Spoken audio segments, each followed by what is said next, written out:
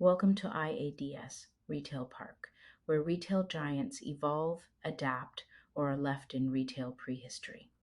I'm your host, Maya, and you're listening to the spot where the future of shopping isn't just imagined, it's debated, tested, and picked apart with a fine tooth comb. Change gets thrown around a lot in this industry, but we're here to shine a spotlight on what actually moves the needle. Whether it's reinvention, risk taking, or retail's hidden flops, consider this your insider pass. In today's episode, we're stepping into what might be London's most talked about, and depending on who you ask, the most divisive store opening in years, IKEA's Oxford Street flagship. Together with my co host, Christine, we'll break down first impressions, bold ambitions, and whether this downsized IKEA matches shoppers' expectations. City center retail is all about evolution. Let's see who's leading, who's following, and what the view looks like from the front row. So, Christine, you were there on the ground. Not only that, you wrote the in depth exclusive that pulled back the curtain on this opening. So, what was it like finally stepping into a store that's been hyped for years and that comes with a £378 million real estate receipt? Hey Maya, and hi to everyone listening. Honestly, it was a mix of surprise, curiosity, and a little of is this it sprinkled in. It's a huge move by IKEA, not just financially, but strategically. They've been playing with local retail formats since 2014, like the ones in Hamburg and Paris, and tried quite a few wild experiments over the years. But this Oxford Street store, this was meant to be the crown jewel of that journey, a kind of urban IKEA 2.0. And in many ways, it is, but not necessarily in the way people expected. And when you think about the setting, Oxford Street, central London, there's nowhere to hide. It's where flagships either dazzle or fade because the foot traffic alone makes it a high stakes game. But before customers even saw the inside of the store, IKEA pulled off a kind of pre launch teaser, right? The Huss of Fracta that definitely caught people's attention. Yeah, that's correct. The Fracta was peak IKEA in terms of quirky brand energy. It all revolved around that iconic blue bag, the Fracta, which, by the way, IKEA claims exists in 45% of UK households. The pop up was this electric blue world that felt part installation, part gallery, and part playground. People were personalizing their bags with initials, getting certificates of authenticity like it was a collectible art drop.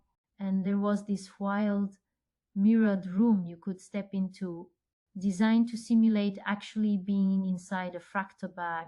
Add in an ASMR soundtrack featuring crinkling plastic and a secret blue candy floss machine, and it set a whole different tone.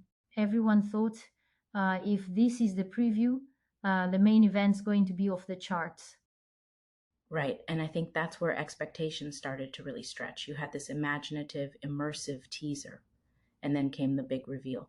The reality, though, may be more grounded than game changing. Let's talk about what it's actually like inside. How does this IKEA stack up when you go from concept to concrete?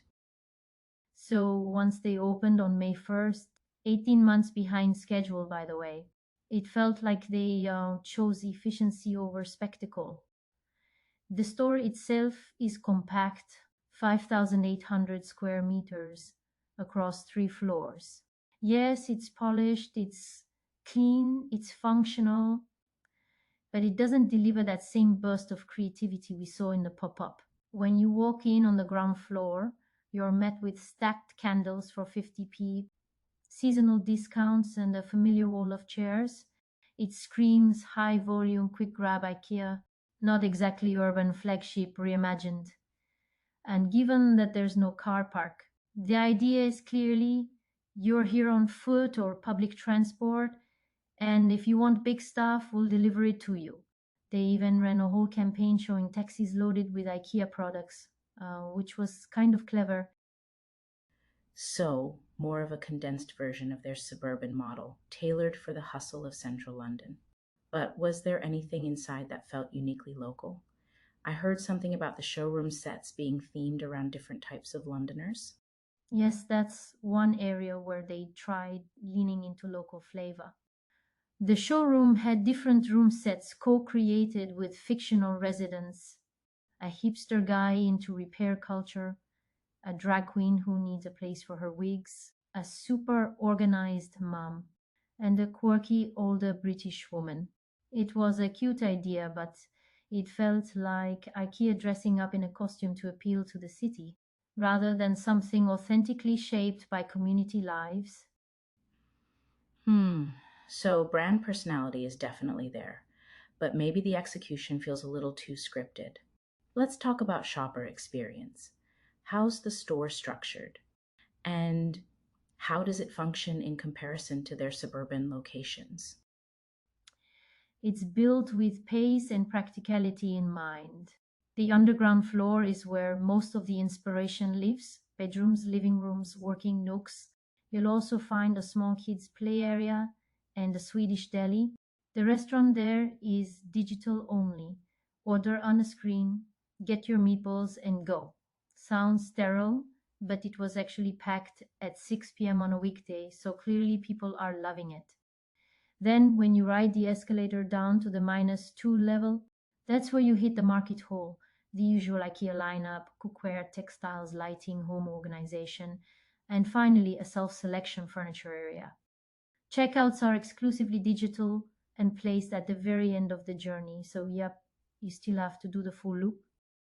Classic IKEA move, no slipping out early. What about assistance? Are we talking all digital interactions, or is there still that IKEA human touch in store? Well, there's a healthy mix actually. Plenty of digital signage, scan and go points, and the IKEA creative planning tools. But I counted about 10 staff on the floor, offering help, chatting with customers, that sort of thing. So you're not left alone if tech isn't exactly your thing. Let's zoom out for a second. Big brand, big budget, high traffic location. This is supposed to be the prototype for future urban IKEA stores, right? Do you think it hits the mark? It hits something, but maybe not what everyone was hoping for. From a business standpoint, you can see why this store exists. It's a tight operation, efficient layout, very integrated with digital. It works. But does it surprise? Not really. It doesn't reinvent the city center experience in ways we know IKEA can. And maybe that's strategic. They're playing safe to keep it scalable. But for a massive investment like this on one of the most visible streets in Europe, you kind of wish they pushed harder. Yeah, no kidding. Especially when they've shown what a bold, immersive identity they can create. Feels like a bit of a missed opportunity for magic. But hey, it's a step. Maybe not a leap, but definitely a building block in figuring out what city center retail will look like over the next decade. Christine, your deep dive really puts it all into perspective. Thanks, Maya. And yeah, this isn't the final form. IKEA is still prototyping, and this store shows they're figuring it out, one vertical layout at a time. And for all of you listening, if you're curious to see it with your own eyes, we've dropped the link to Christine's full exclusive, plus a gallery of store photos, right in the episode description. Have a look, compare notes, and see what stands out to you. Don't forget, you can find us on LinkedIn at International Association of Department Stores and follow our Substack to dig deeper into innovation in department stores and beyond. Thanks for tuning in, and we'll catch you next time here at IADS Retail Park. And just before you go, a quick note: this podcast uses AI clone voices created with human oversight to ensure quality and accuracy.